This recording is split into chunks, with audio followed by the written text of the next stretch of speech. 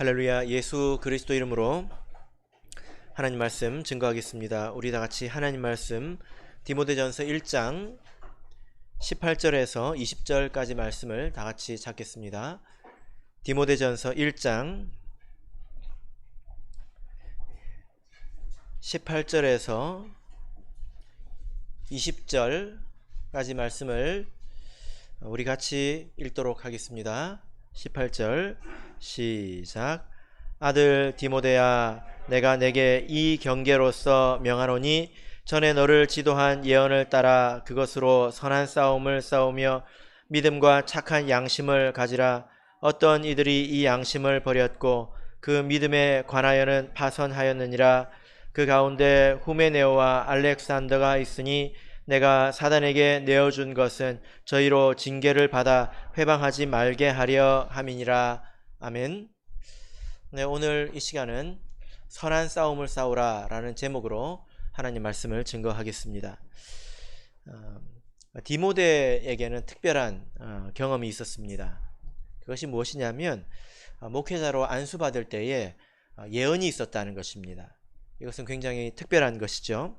이 말씀이 4장 14절에 기록되어 있는데요. 한번 보실까요? 디모데전서 4장 14절을 보시면 내 속에 있는 은사 곧 장로의 회에서 안수 받을 때에 예언으로 말미암아 받은 것을 조심없이 말며 라고 기록을 하고 있습니다. 그러니까 장로의 회에서 일꾼으로 안수를 받을 때에 하나님의 예언이 나타났다라는 것입니다. 여러분, 이런 이야기를 들을 때 어떤 생각이 드십니까? 야, 디모데 좋겠다, 대단하다, 이런 생각이 혹시 드십니까? 근데 실상은 이 맥락을 읽어보면 이것은 디모데가 예언을 받을 만큼 특별했기 때문에 라기보다는 그가 연약했기 때문이라고 보는 것이 더 합당하겠습니다. 왜냐하면 12절을 보시면 이런 맥락 가운데 이 말씀이 등장하거든요. 12절을 보시면 누구든지 내 연소함을 업신여기지 못하게 하고, 그 다음에 15절을 보시면 이 모든 일에 전심전력하여 너의 진보를 모든 사람에게 나타나게 하라.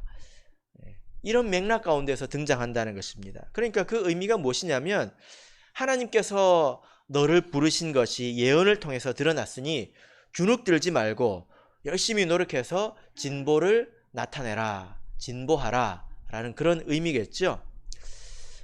이 예언은 디모데에게 굉장히 큰 힘이 되었을 것입니다.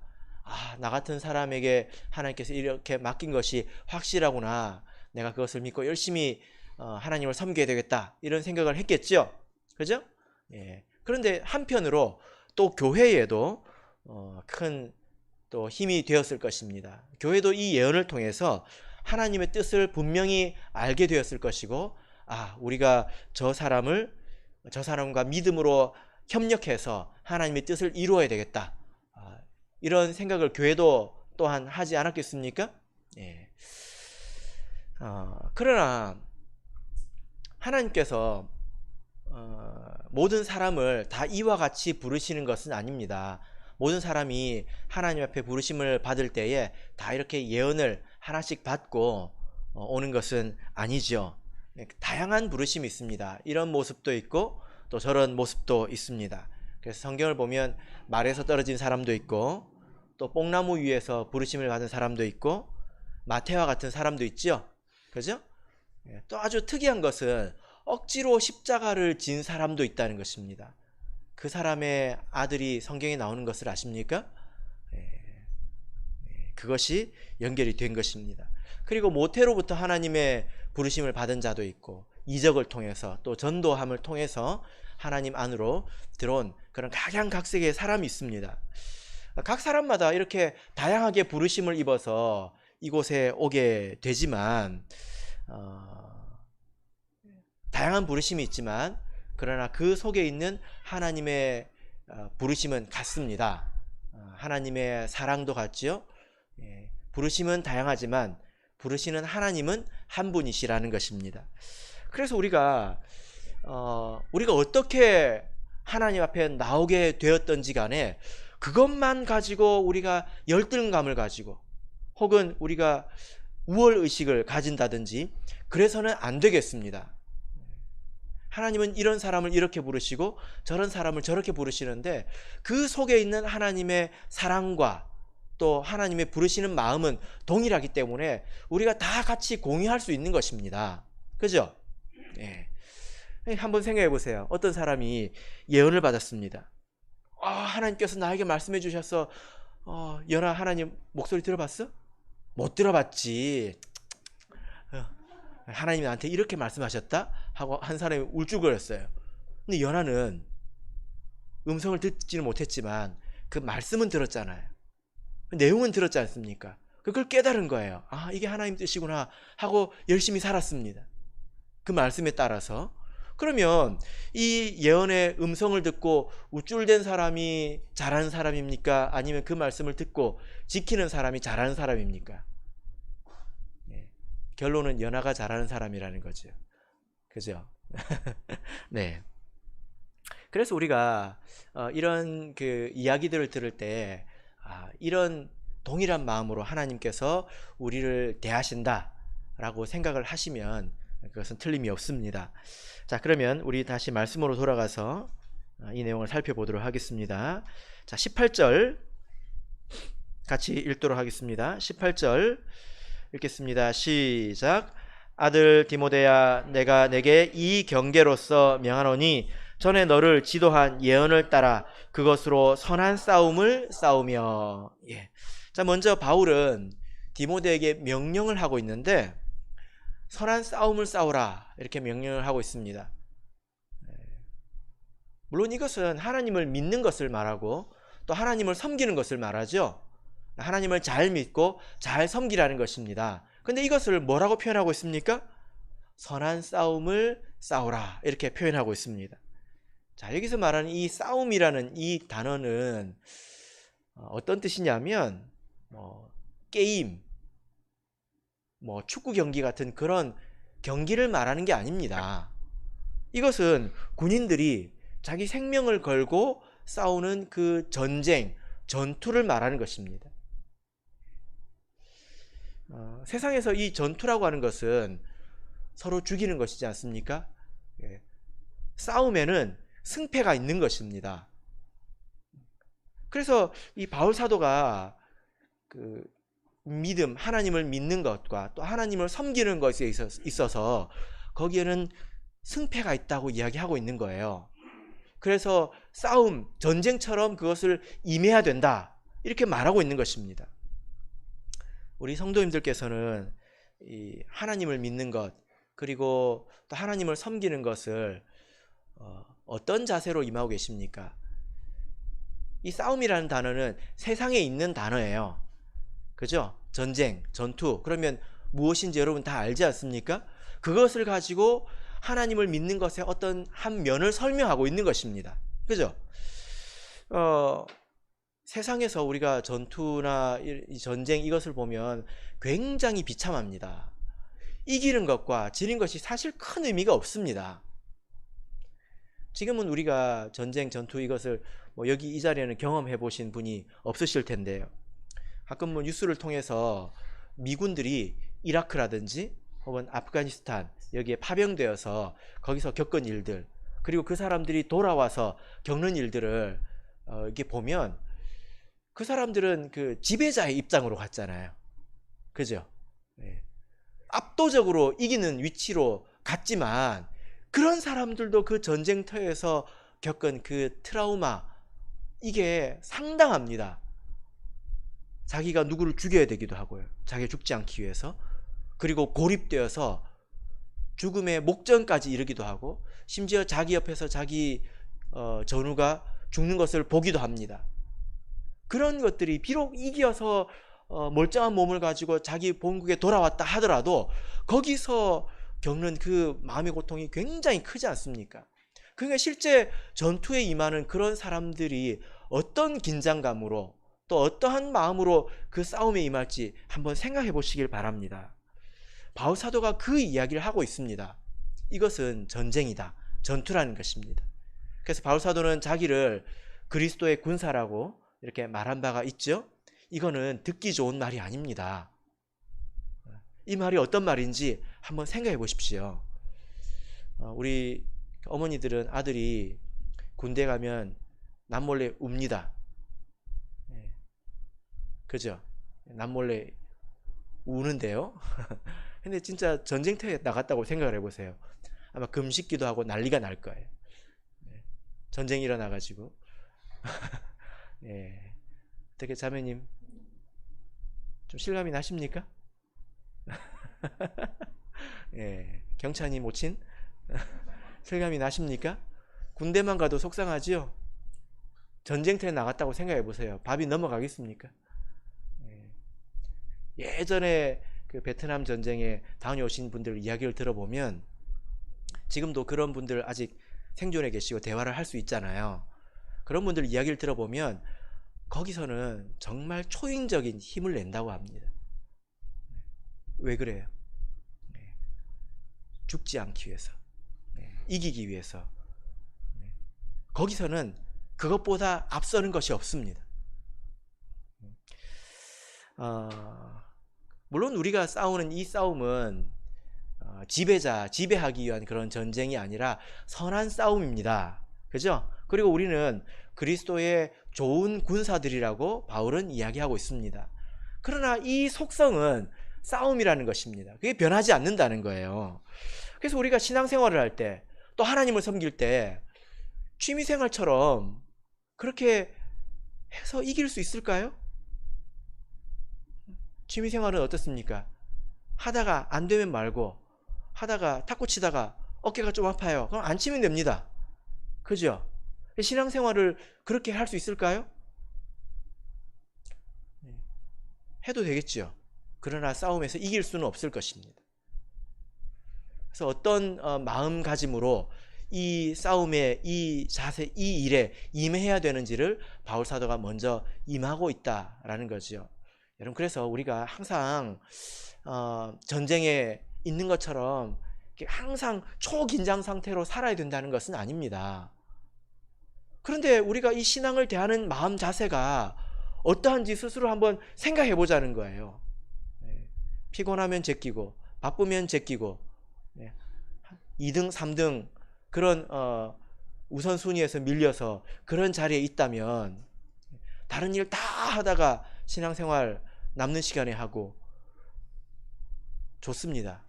그런데 이길 수 있을까요?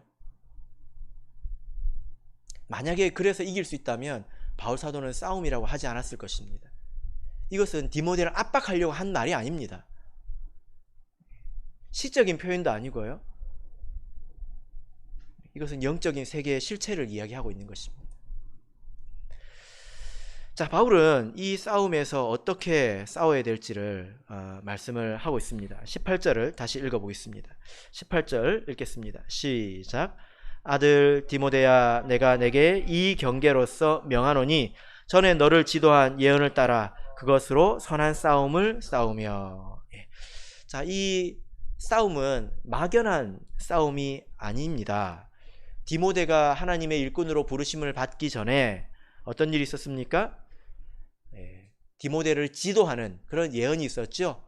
디모데가 가야 될 길을 분명히 알려주는 그런 예언이 있었습니다. 그래서 예언을 따라 싸우라 라는 것입니다. 여러분, 우리가 이 전쟁이라고 생각할 때 여러분은 누구랑 싸우시겠습니까?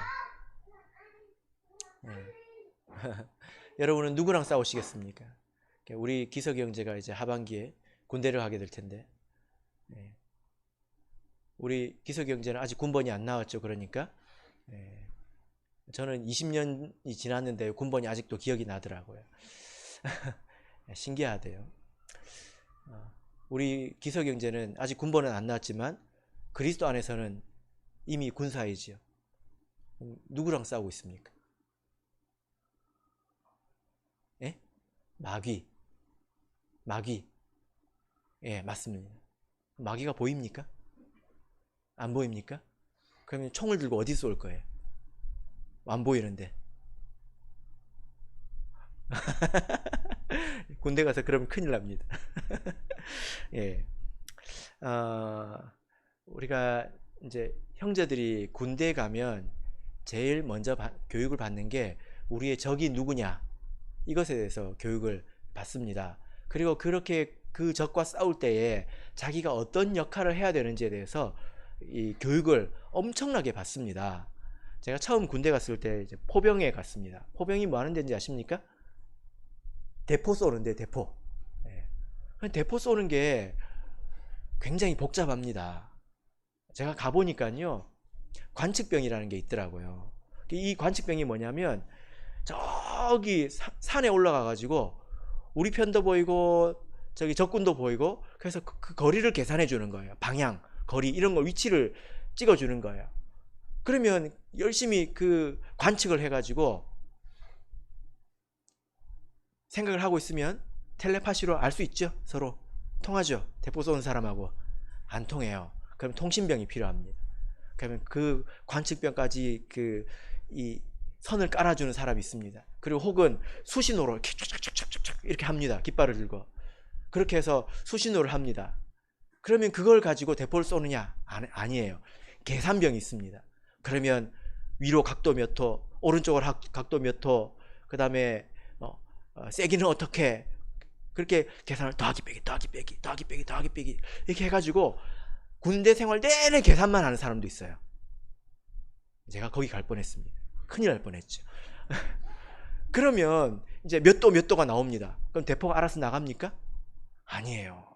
대포를 다리를 땅에 팍 박아가지고 이렇게 돌리면 올라가거든요. 또 이렇게 돌리면 돌아갑니다.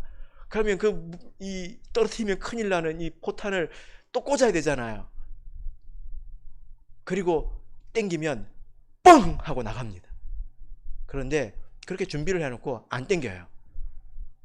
언제까지 기다릴까요? 지휘관이 발사할 때까지 기다립니다. 복잡하죠. 대포 한 방 쏘는 게 이렇게 복잡합니다. 그러니까 그런 굉장히 세밀한 임무를 다 이제 부여받게 된다는 것입니다. 그것을 군대 생활 내내 반복적으로 이렇게 훈련을 받게 되는데요. 우리가 적어도 그리스도의 군사라면 내가 누구를 대상으로 싸워야 되는지, 내가 무슨 일을 해야 되는지 이것을 알아야 되지 않겠습니까? 내가 하고 싶은 거 하고, 내가 하고 싶을 때 하고, 그러면 안 되겠죠? 그죠? 큰일 납니다. 네. 싸움의, 전쟁의 기본은 질서입니다. 그죠? 예를 들어 적군이 지나가는데 우리 편이 매복해 있습니다. 그럼 어떻게 해야 됩니까? 그 지휘관이 그 절호의 때를 기다렸다가 발사하면 일제히 빠바바방 해야 되잖아요. 근데 앞에서 우리 기석이가 마음이 너무 뜨거운 거예요. 마음이 너무 뜨거워가지고 저 나쁜 놈들을 내가 사명감에 막 불타가지고 적군이 올 때 그냥 혼자 빵 쐈습니다. 아마 그러면 내무반에 들어가가지고 엄청 혼날 거예요. 감옥에 갈지도 모릅니다. 그죠? 그러지 마세요. 군대 가면 뭐 그럴 일은 없겠지만 그러지 않기를 바랍니다. 그래서 우리가 하나님을 섬길 때 이것이 싸움이라고 해서 내가 하고 싶을 대로 내 마음대로 그렇게 해서는 안 된다는 거예요. 예언이 있다는 것입니다. 자, 그러면 여러분, 우리가 전체적으로 우리가 해야 될 일은 어떤 일일까요? 자, 이 정도는 알아야 되겠습니다. 골로새서 1장 28절을 보겠습니다. 골로새서 1장 28절.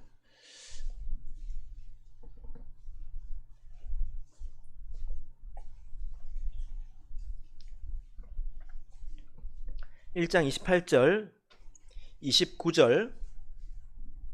우리가 싸우는 싸움이 어떤 싸움인지 이것을 명확하게 알아야 됩니다.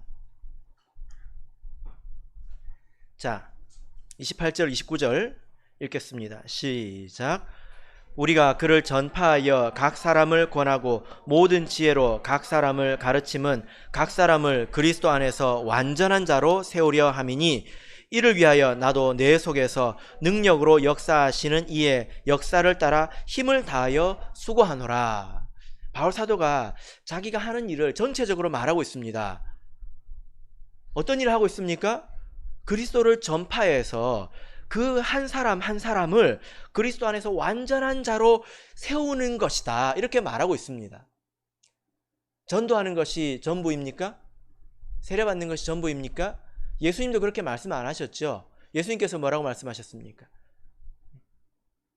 가서 세례를 주고 내가 너에게 분부한 모든 것을 가르쳐 지키게 하라. 이것은 전도만 있는 것이 아니라 한 사람 한 사람이 온전한 성도로 성숙하는 것에 최종적인 목표가 있다는 거예요. 그죠? 고린도 후서를 보겠습니다. 10장 3절에서 5절입니다. 이것이 우리의 싸움입니다. 고린도 후서 10장 3절에서 5절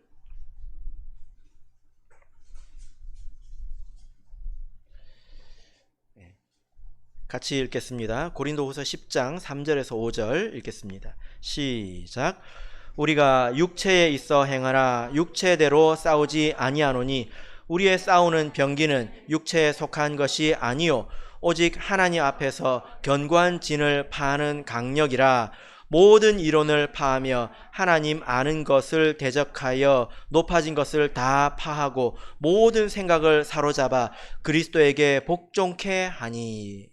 자, 여기서 우리의 싸움은 육체의 싸움이 아니다. 치고받고 하는 그런 싸움이 아니라는 것입니다.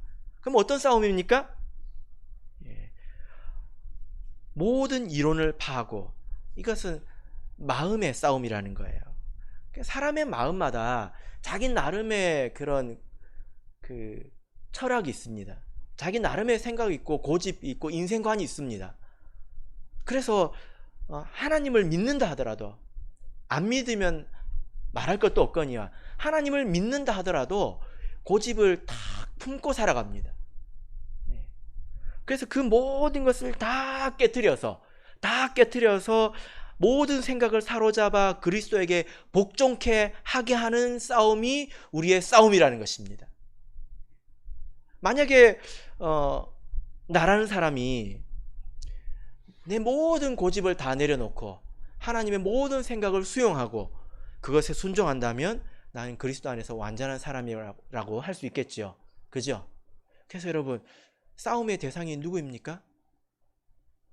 어디에 있습니까? 각 사람의 마음에 있습니다.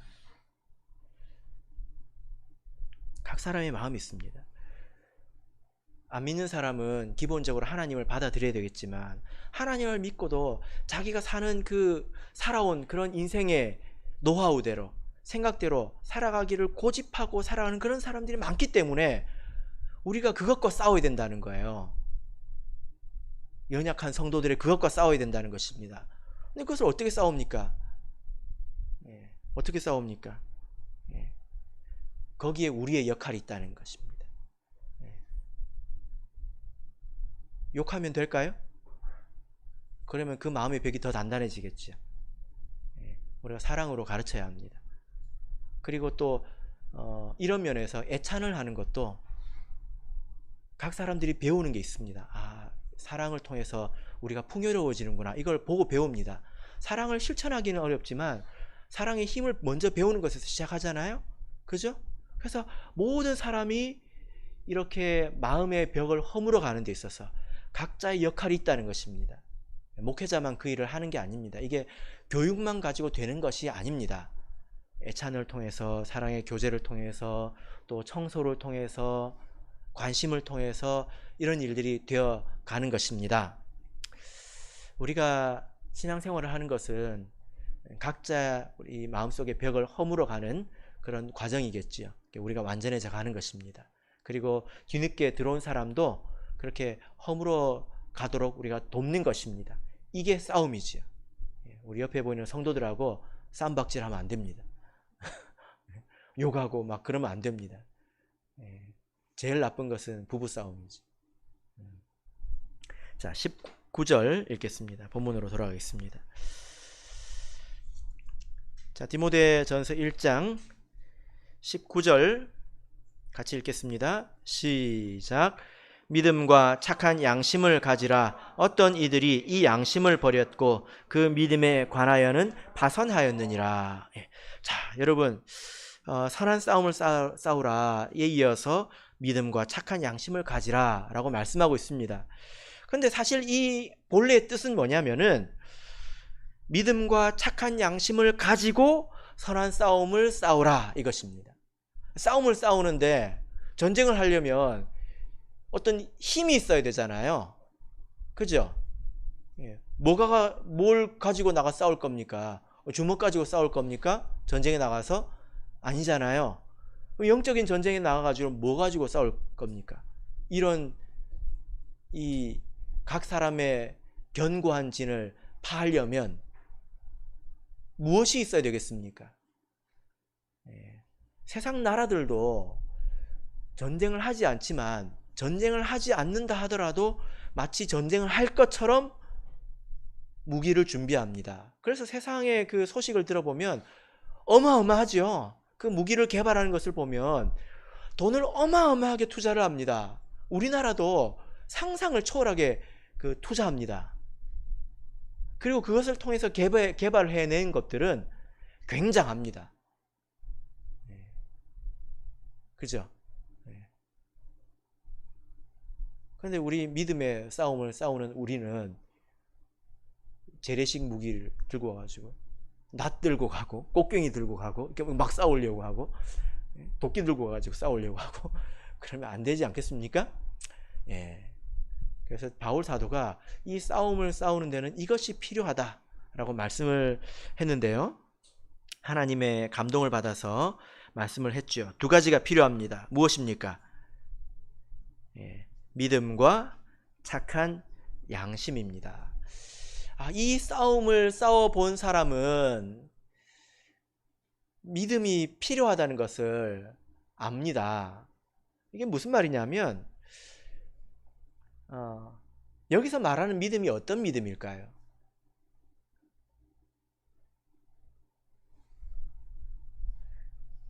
믿음이라고 하는 말이 아주 좀 두리뭉술한 말이죠.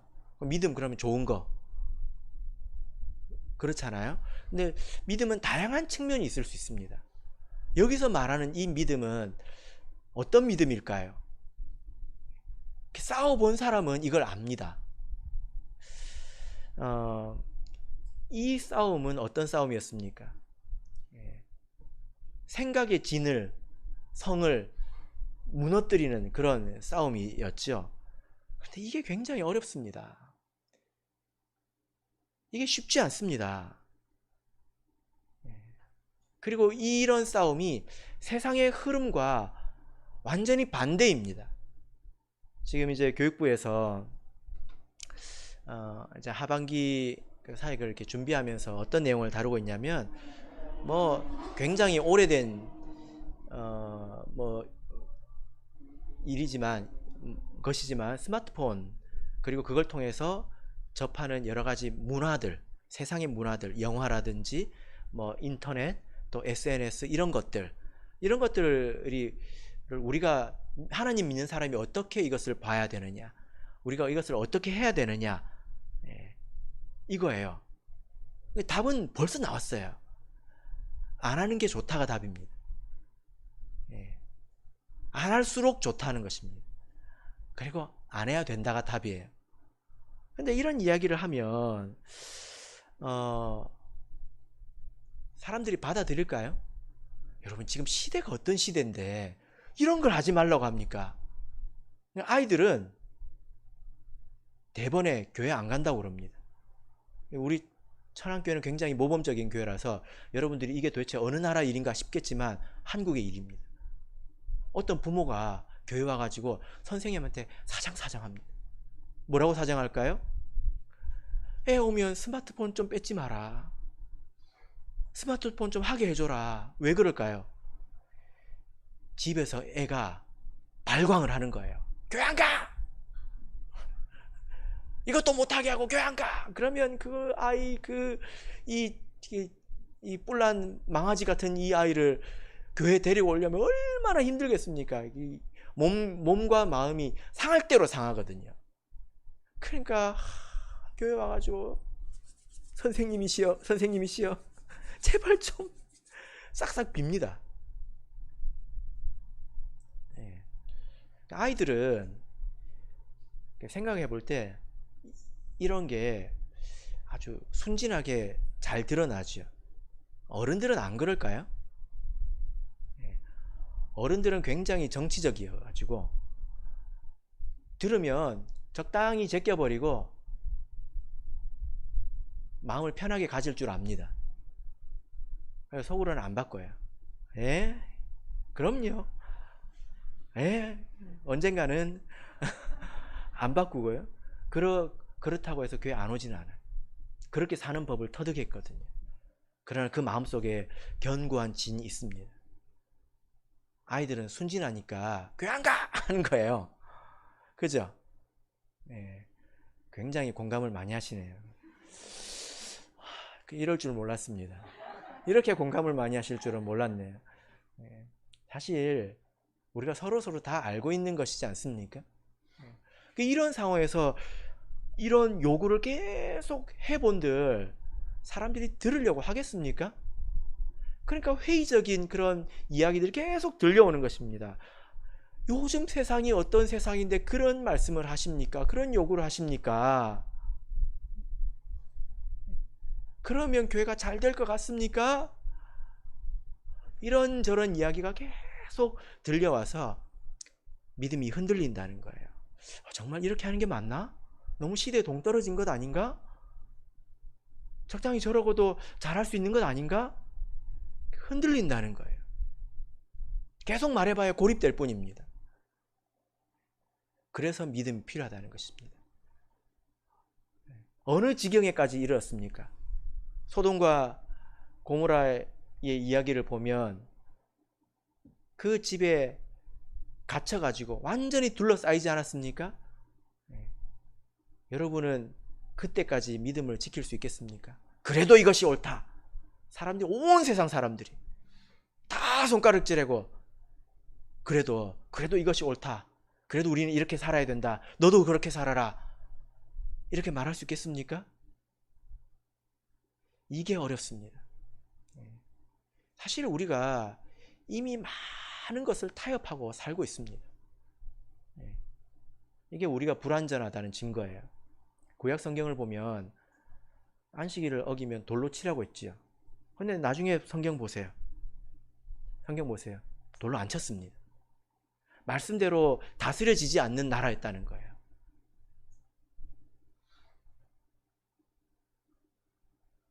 지금도 우리가 그런 면이 있을 수 있습니다. 그래서 믿음이 필요하다는 것입니다. 우리 성경을 보면 이스라엘 백성이 여호수아의 인도를 받아서 가나안으로 들어가서 첫 번째 한 전쟁이 어떤 전쟁이었습니까? 여리고 전쟁이었죠. 그러니까 이 전쟁이 여호수아로서는 데뷔전이죠. 그죠? 뭐 그동안에 싸움 많이 했지만 또 장수로서 많이 싸웠지만 지금 모세가 사라지고 리더가 돼서 본격적으로 이제 하는 일이잖아요. 그래가지고 얼마나 내가 잘해야 되겠다 이런 마음이 컸겠습니까? 그래가지고 정탐을 하러 딱 갔는데 앞에 누가 있는 거예요. 그래서 넌 누구 편이냐 했습니다. 그러니까 그 앞에 있는 사람이 뭐라고 대답했습니까? 나는 여호와의 군대 장관이다. 네가 선 곳은 거룩한 곳인 네 발에 신을 벗어라. 이 말을 듣고 여호수아가 그분이 하나님인 줄 압니다. 원래 여호와의 군대 장관은 여호수아거든요. 근데 그분이 하나님인 줄 안 거예요. 그래서 엎드립니다. 그래서 하나님이 이렇게 싸워라 하고 말씀을 듣죠. 승리를 위해서 이렇게 싸워라 하고 듣습니다. 어떻게 싸우면 됩니까? 말 없이 도는 거였죠. 이스라엘 백성이 여호수아를 기다렸을 겁니다. 우리의 새로운 리더, 모세의 뒤를 이은 새로운 리더는 우리를 어떻게 인도할까 하고 마음이 막 설렜어요. 어떻게 싸워서 이길까? 그런데 여호수아가 와가지고 뭐라고 그럽니까? 하나님이 입 다물고 돌래. 그러면 이 이스라엘 백성들이 와 최고의 전술이다 그랬을까요? 그렇게 했습니다. 그러니까 백성들이 진짜 훌륭한 거죠. 광야를 통과한 백성은 이렇게 훌륭합니다. 여호수아도 훌륭하지만 백성도 훌륭합니다. 말도 안 되게 그렇게 싸웠잖아요. 이게 첫 번째 싸움이었거든요. 그 이후의 싸움은 다 칼로 싸웠어요. 근데 하나님께서 첫 번째 이 싸움을 통해서 알려주신 것이 무엇입니까? 이게 메시지거든요. 사람의 입을 닫으라는 것입니다. 그리고 하나님 말씀에 순종하라는 거예요. 그래야 하나님 뜻이 이루어진다는 것입니다. 하나님의 뜻은 하나님의 방식으로만 이루어집니다. 그래서 우리가 지금의 성과가 있냐 없냐, 사람 수가 많아지냐 적어지냐, 이러냐 저러냐, 우리가 그것에 너무 예민할 필요가 없습니다. 하나님의 뜻이 무엇이냐, 이것에 관심을 가져야 되는 거예요. 내가 인생을 살아가는 데 있어서 가정을 꾸리든지 직장 생활을 하든지 학교를 다니든지 어떤 일을 한다 하더라도 하나님의 뜻이 무엇이냐, 하나님께서 뭐라고 말씀하셨느냐, 그 말 듣고 내가 취업에서 떨어졌잖아요, 그게 중요한 것이 아니라 내가 하나님 말씀에 순종하느냐 아니냐, 이게 중요하다는 것입니다. 하나님께서 이것을 그 여리고의 전투를 통해서 알려주신 것 아니겠습니까? 바울 사도가 똑같은 이야기를 하고 있는 거예요. 자기가 싸워보니까 하나님 말씀대로 그렇게 했을 때 사람들이 우와 우와 하고 잘 되고 사람들이 막 받아들이고 변화되고, 그러면 믿음이 왜 필요합니까? 눈에 다 보이는데. 그죠? 왜 믿음이 필요할까요? 잘 안 되니까 필요한 것입니다. 그러나 그렇게 해야 하나님의 뜻이 결국에는 이루어진다는 것을 바울이 겪었고 알기 때문에 그렇게 말하고 있는 것입니다. 그래서 우리는 믿음을 가지고 흔들리지 말고 가야 합니다. 성경을 보십시오. 그것이 그렇다고 하면 우리는 흔들리지 말고 가야 합니다. 이것이 우리에게 믿음이 필요한 이유입니다. 또 믿음에 이어서 우리가 또 무엇이 필요할까요? 착한 양심이 필요합니다. 지금 미얀마가 내전 상황이죠. 거의 내전 상황인데 이렇게 전쟁이 일어나면 군인들이 힘을 얻습니다. 그죠? 아무래도 이렇게 힘을 얻게 됩니다. 그리고 뭐 일반적인 질서가 다 흔들리기 때문에 군인들이 힘을 얻지요. 그리고 군인들에게 총도 지급이 되고 칼도 지급이 되고 그런 힘이 주어지게 됩니다. 그런데 이제 최근에 미얀마 뉴스를 이렇게 보니까 그 군인들이 자기가 가지고 있는 힘을 가지고 잘못 쓰고 있더라고요. 사람들을 약탈하고 또 괴롭히고 그러고 있지 않습니까?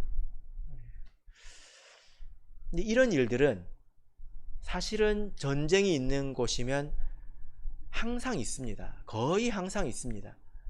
그래서 우리나라 사람들도 이 월남, 베트남에 가가지고 전쟁을 했을 때 거기서 뭐 이런저런 일을 했다, 그래서 베트남 사람들이 원망한다, 그런 이야기를 아마 들어보신 적이 있으실 텐데요.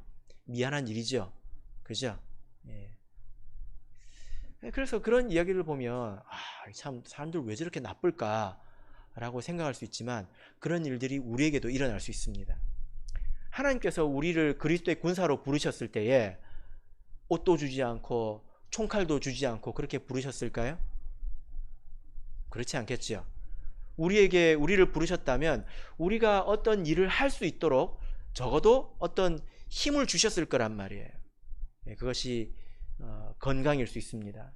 그래서 하나님께서 우리에게 건강 주신 것은 주님을 섬기라고 주신 것이지요.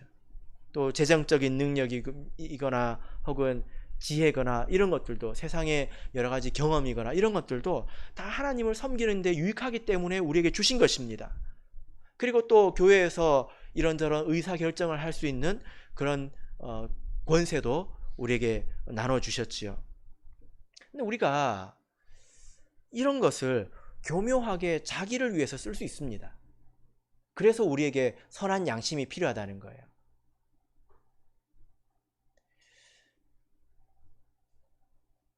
어떤 그 목사님이 이렇게 비유를 하는 걸 들었는데요. 어떤 사람이 보디가드를 채용을 했는데 와가지고 돈이 많은 것을 보니까 때리고 도리어 때리고 돈을 빼앗아 갔다는 거예요. 누구 놓고 하는 말일까요? 우리들 놓고 하는 말입니다. 하나님을 섬기라고 이것도 주고 저것도 주고 교회 재정도 지혜롭게 쓰도록 줬는데 이것을 쓸 때 마치 자기 것인 것처럼 쓰고 뻔뻔하게 돌아간다는 것입니다. 가장 위험한 사람이 저이고요. 그리고 여러분들이지 않습니까? 성도가 범죄하는데 목회자는 왜 있습니까? 권면하라고 있는 것이지 않습니까? 근데 말 안 하면 평화롭거든요. 미움도 받지 않고 교회가 화평하거든요. 분위기 좋아요. 하나님께서 뭐라고 하실까요? 때로는 우리가 교회 재정을 가지고 이런저런 행사를 하는데 우리가 양심을 가지고 판단해야 합니다. 이렇다 저렇다 하는 말이 아니라 이게 우리 놀자고 하는 짓인지, 이게 정말 영적인 성장을 위해서 나누는 교제인지, 이게 애매할 때가 많아요. 그러면 우리는 선한 양심을 가지고 판단해야 합니다. 우리는 항상 이런 위치에 있다는 것을 잊지 말아야 되는 거예요. 우리가 이 믿음을 지키는데도 실패하고 선한 양심도 잘 지키지 못하면 미끄러집니다. 결국에는 미끄러집니다. 자, 오늘 말씀을 보면 이렇게 믿음과 착한 양심을 지키는데 실패한 사람이 나와요. 자, 19절 20절을 보겠습니다. 디모데전서 1장 19절 20절. 자, 같이 읽겠습니다. 시작. 믿음과 착한 양심을 가지라. 어떤 이들이 이 양심을 버렸고 그 믿음에 관하여는 파선하였느니라. 그 가운데 후메네오와 알렉산더가 있으니 내가 사단에게 내어준 것은 저희로 징계를 받아 회방하지 말게 하려 함이니라. 예. 자, 우리가 정말 경계를 해야 됩니다. 믿음과 착한 양심을 지키는데 실패한 사람이 여기 등장합니다. 누구입니까? 후메네오와 알렉산더인데 바울은 이 사람들을 사단에게 내어주었다 이렇게 말하고 있습니다. 사단에게 내어주었다. 이 내어주었다 라고 하는 것은 농구할 때 패스하죠. 그러면 공이 더 이상 나에게 있지 않고 상대방에게 있는 거지 않습니까? 그런 것을 말합니다. 바울 사도가 이 영혼을 잡아서 마귀에게 패스했다는 거예요. 이건 다시 돌아올까요? 돌아오지 않습니다. 한번 생각해 보세요. 농구를 하다가 우리 편한테 패스를 해야 되는데 상대편에게 패스했어요. 그러면 어이 다시 줘. 그러면 줄까요? 안 주겠죠? 그리고 바울 사도가 이렇게 패스를 한 것에는 이유가 있습니다. 이 말은 더 이상 후메네오가 또 알렉산더가 하나님에게 속한 하나님의 백성이 아니라는 거예요. 바울 사도는 이 두 사람을 더 이상 형제로 부르지 않았을 것입니다. 상당히 무서운 이야기죠. 그런데 이것을 제명이라고 말하기는 어렵습니다. 왜냐하면 이 제명이라고 말하는 것은 보통 교회에서 하는 거거든요. 땅에서 매면 하늘에서도 매일 것이고 땅에서 풀면 하늘에서도 풀린다. 너희가 두세 사람이 땅에서 합심하여 무엇이든지 구하면 하늘에서 아버지가 그대로 하실 것이다. 이것은 교회의 치리권을 놓고 하는 말이에요. 그냥 합심기도 뿐만이 아니라 이것은 엄밀하게 보자면 징계를 놓고 하는 말입니다. 근데 여기서 보세요. 여기 보면 20절을 보면 내가 사단에게 내어준 것은, 바울 사도 한 사람이 이 일을 했다라고 말을 하고 있습니다. 고린도전서 5장 5절을 보겠습니다. 고린도전서 5장 5절.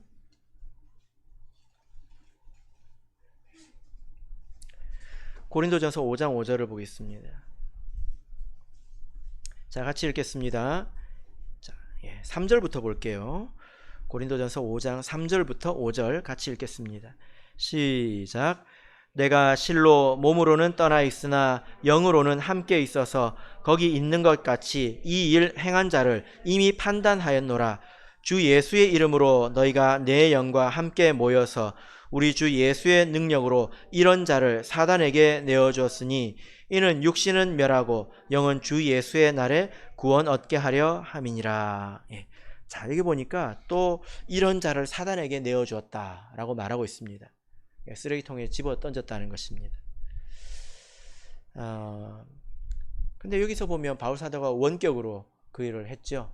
심지어 같이 있지도 않았는데 내가 영으로 너희들과 함께 있어서 이 일을 했다, 이렇게 말하고 있습니다. 이런 사람들은 다시 구원을 받을 수가 없습니다. 교회에서 이런 일을 하지 못했죠. 그래서 바울 사도가 한 것입니다. 여러분, 바울 사도는 왜 이런 일을 했을까요? 어떤 사람을 사단에게 내어주었다, 던져버렸다, 쓰레기통에 버렸다. 이것은 굉장히 무서운 일이지 않습니까? 바울 사도에게 사랑이 없어서 그런 것일까요?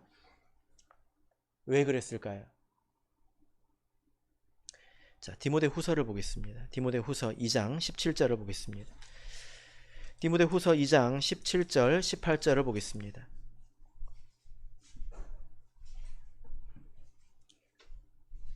디모데 후서 2장 17절 18절 우리 같이 읽겠습니다.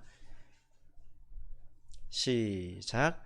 저희 말은 독한 창질에 썩어져 감과 같은데 그 중에 후메네오와 빌레도가 있느니라. 진리에 관하여는 저희가 그릇되었도다. 부활이 이미 지나갔다 하므로 어떤 사람들의 믿음을 무너뜨리느니라. 예. 자, 여기 보면 또 후메네오가 나오죠. 다른 곳을 보면 알렉산더가 나오지만 비슷합니다. 후메네오만 보도록 하겠습니다. 이들은 믿음과 양심을 버렸습니다. 이 말의 뜻은 그들이 본래 믿음을 가지고 있었고 양심이 있었다는 거예요. 그때 어느 순간 버거웠던 것입니다. 그리고 미혹된 거예요. 그래서 믿음을 팽개쳐버리고 양심을 팔아버렸다는 것입니다. 그래서 하나님의 뜻을 위해서 싸우는 것이 아니라 자기의 이익을 위해서 일하는 사람이 되었습니다. 그러다 보니까 이 사람들이 마땅히 해야 될 말을 하는 것이 아니라 사람들이 듣고 싶어하는 말을 하는 사람이 되었다는 거예요. 그게 어떤 말입니까? 부활이 지나갔다 하는 말입니다. 이게 설명이 필요한데요. 부활이 지나갔다, 뭐 말도 안 되는 소리지만 그때 당시에 사람들은 연약했기 때문에 이런 말이 힘이 있었습니다. 그리고 이 말이 함유하고 있는 뜻이 뭐냐면 예수님의 부활은 심판과 동일합니다. 예수님께서 부활하시면 심판하신다고 했죠. 부활이 지나간 것은 뭐가 지나갔다는 것입니까? 심판이 지나갔다는 거예요. 나는 무사잖아요 지금. 여러분들 그렇게 살아도 문제없습니다. 교회에 오면 세속적으로 사는 사람들은 교회 올 때마다 양심의 가책을 받아요. 근데 안 올 수는 없잖아요. 근데 앞에 있는 사람이 부활이 지나갔다, 심판이 지나갔다, 이 정도 괜찮다 라고 말해주는 게 얼마나 위로가 됐겠습니까? 그런 거였어? 하고 되게 위로를 받았겠죠. 그리고 그 말 해주는 사람을 좋아했을 것입니다. 이 후메네오는 그걸 이용한 거예요. 이렇게 말해주면 사람들이 좋아하고 헌금도 많이 하는구나. 그걸 알게 됐습니다. 그래서 이런 말을 한 것입니다. 그러니까 믿음을 지키지 못했고 착한 양심을 버리니까 사람들이 듣고 싶어하는 말을 하기 위해서 결국 진리를 왜곡하게 되더라는 거예요. 마지막 시대에 왜 진리가 왜곡됩니까? 왜곡된 진리가 사람의 욕심을 만족시키기 때문에 그런 것입니다. 그래서 우리가 이것을 기억해야 돼요. 내가 욕심을 버리지 않으면 나중에 진리의 그릇된 말을 들을 때 하고 귀가 쫑긋하고 어쩐지 하고 박수를 치게 될 겁니다. 내 욕심에 정확하게 부합하거든요. 저도 위험하지요. 제가 만약에 욕심을 가지고 있다면 그런 말을 하게 될 것입니다.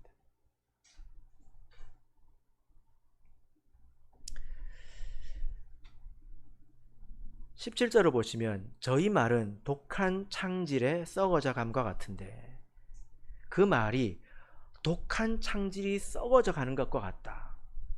이 창질이 원문을 보면요, 이게 암입니다. 암. 암이라고 하는 것은 가만히 있는 게 아니지 않습니까? 퍼지는 거잖아요. 그래서 결국 모두를 다 죽게 만들지 않습니까? 그죠? 바울 사도가 왜 이들을 쓰레기통에 버렸는지 아시겠습니까? 그들이 암세포이기 때문입니다. 정상적인 내 몸이 아니라 암세포이기 때문에 도려낸 것입니다. 그래서 마귀는 암세포를 좋아하죠. 정말입니다. 귀신이 귀신같이 압니다. 누가 암세포인지. 그래서 다 그리로 갑니다. 그래서 디모데가 이런 말로 경계를 받은 거예요. 디모데가 아무리 예언을 받았다 하더라도 그조차도 믿음과 착한 양심을 버린다면 이후에는 이렇게 무너질 것이기 때문에 디모데를 경계한 것입니다. 우리도 마찬가지죠. 우리가 지금까지 어떤 은혜 가운데 살았다 하더라도 우리가 믿음과 착한 양심을 버린다면 우리는 결국 넘어지고 미끄러지고 말 것입니다. 그래서 우리가 이것으로 경계를 삼아야 합니다. 말씀의 결론 맺겠습니다. 우리는 그리스도의 군사입니다. 승패가 있는 싸움에 싸우고 있습니다. 이것은 영원한 생명이 달렸습니다. 이것이 내가 먹고 사는 것, 이것보다 결코 뒤에 있는 일이 아닙니다. 그래서 우리가 이 싸움을 싸울 때에 대장 되신 예수를 힘써 쫓아가야 합니다. 사실 이 싸움이 그렇게 힘든 싸움은 아니에요. 우리는 군사이기 때문에 그렇습니다. 내가 만약에 대장이라면 스트레스를 많이 받겠죠. 아마 원형 탈모증이 올지도 모르겠습니다. 계획을 짜야 되니까. 근데 나는 대장이 아니에요. 얼마나 고마운 줄 모르겠습니다. 싸우라고 하면 싸우면 되지 않습니까? 이리로 가라 그러면 이리로 가고. 그러면 되잖아요. 이 가운데 믿음과 착한 양심이 필요합니다. 그렇게 싸울 때에 우리가 최후의 승리를 맛보게 될 것입니다. 바라옵기는 저와 우리 모든 성도님들께서 최후 승리의 그날까지 이 싸움을 포기하지 마시기를 예수 그리스도 이름으로 축복합니다.